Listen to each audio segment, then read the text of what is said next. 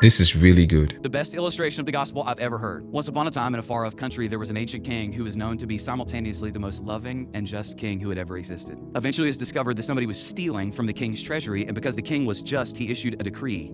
He said that when it was discovered who was stealing from his treasury, that a sentence of 10 lashes in front of the entire kingdom would be visited upon that person as the penalty for their disobedience. The theft continued, and eventually he issued a final decree. 40 lashes would be visited upon the person who was stealing from the king's treasury. But watch this, 40 lashes was a death sentence. So he issued a death sentence. As weeks went by, it was eventually discovered that none other than the daughter of the king was the one who was stealing from his treasury. When that was discovered, a question began to ripple through the kingdom. How could the most loving king who's ever existed kill his own daughter? Some people thought that he would pardon her, but then how would he be just? Some people thought that he would punish her, but then how would he be loving? Eventually, the king examined it, and he said, hey, the law is clear, sin has taken place, justice must fall, the sentence must be passed. And the king's own daughter was brought in front of the entire kingdom. And when she got to the front, she was laid over an executioner's table.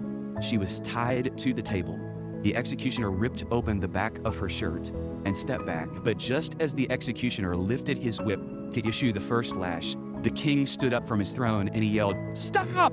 Everyone was in dismay. Silently, the king walked forward, bent over his dog, wrapped his body around his daughter on the stump, ripped the shirt off of his own back, looked back at the executioner and said, "Now hit her." The executioner objected. "I can't hit her without hitting you. Now hit her." 40 lashes fell upon the back of the king over the back of his daughter, and the king died, and the girl went free.